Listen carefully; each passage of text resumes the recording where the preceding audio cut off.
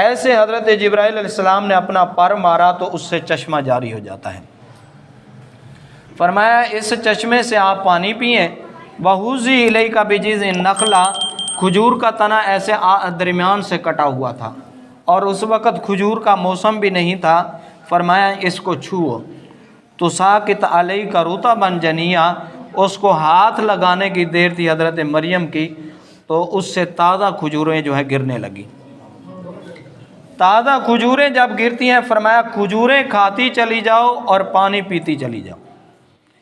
یہ عجیب پھل ہے کھجور کہ جب کھایا جائے تو خود بخود پانی کی پیاس لگ جاتی ہے، اور اللہ تبارک و تعالیٰ نے ہمارے لیے بھی آسانی پیدا فرما دی کہ جب عورت درد ذہ میں ہو تو اس کو کھجور کھلانی چاہیے۔ اللہ تبارک و تعالیٰ نے اس میں ایسی طاقت رکھی ہے جو کسی پھل میں نہیں رکھی، حتیٰ کہ نبی پاک صلی اللہ علیہ وسلم کی حدیث مبارکہ ہے جس کو حضرت عبداللہ بن عمر رضی اللہ تعالیٰ عنہ روایت کرنے والے ہیں۔ نبی پاک صلی اللہ علیہ وسلم نے اپنے صحابہ سے سوال کیا تھا کہ یہ بتاؤ کون سا وہ درخت ہے جو انسان کے ساتھ ملتا جلتا ہے اور جو انسان کا رشتے کے لحاظ سے خالہ لگتی ہے؟ تو حضرت عبداللہ بن عمر فرماتے ہیں میرے ذہن میں کھجور کا درخت آیا، لیکن میں نے جواب نہیں دیا کہ بڑے بڑے صحابہ بیٹھے ہیں اور میں ادنا سا ہو کے جواب دوں۔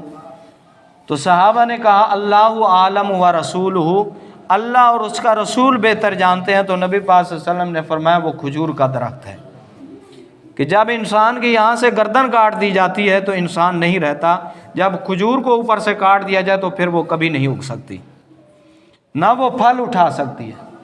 نبی پاک صلی اللہ علیہ وسلم نے فرمایا وہ انسان کے رشتے میں خالہ لگتی ہے۔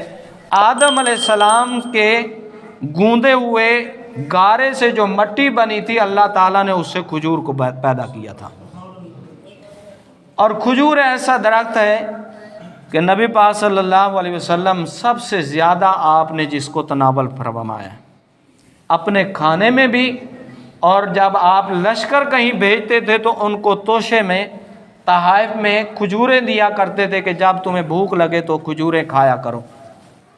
تو فرمایا فکلی واشربی، کھجوریں کھاتی چلی جاؤ اور اس نہر کا پانی پیتی چلی جاؤ، وقری عینن، اور اپنی آنکھوں کو ٹھنڈا کرتی چلی جاؤ کہ اتنا حسین جمیل اللہ تبارک و تعالیٰ نے بیٹا عطا فرما دیا۔